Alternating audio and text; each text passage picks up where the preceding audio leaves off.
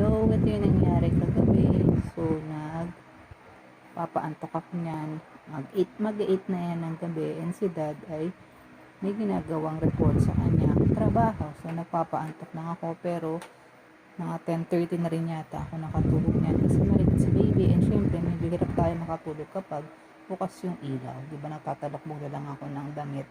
Dark na damit sa sa mata para lang makatulog. And minsan, kahit ganun yung ginagawa ko, nahihirapan pa rin ako. Kasi kailangan ko maging maaga gumising para sa check-up ko ngayon sa OB. So, kanina nagpa-check up ako sa OB. Tinignan yung result ng ultrasound. So, okay naman sa baby. Okay yung size and weight niya. Awa ng Diyos, no? So, nakita ko lang dito si Manong na nagtatanggal at nagugupit ng mga dahon-dahon. So, bira lang kasi ako makakita niya kaya parang medyo naaliw ako sa panonood sa kanya.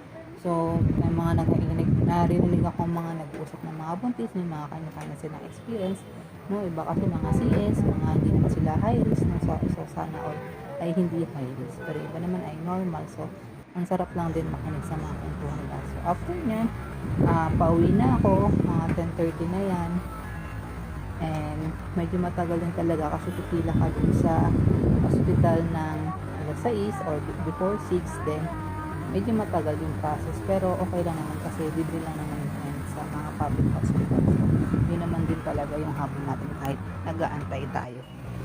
So, nasa jeep ako, pauwi na ako yan sa amin.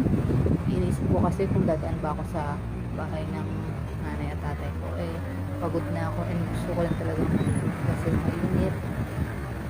And medyo dahil na parang kulang tayo sa tulog, inaantok na rin ako.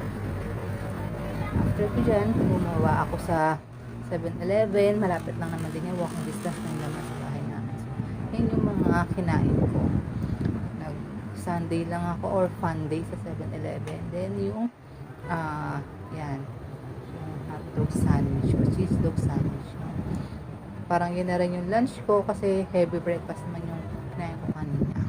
So, yan, nakuha ko na yung certificate ko doon sa, seminar na natin ang punong July. So, nagpapaantok lang ako. Napagod talaga ako. Cellphone saglit. So, pagkagising ko niyan, syempre, tulala muna.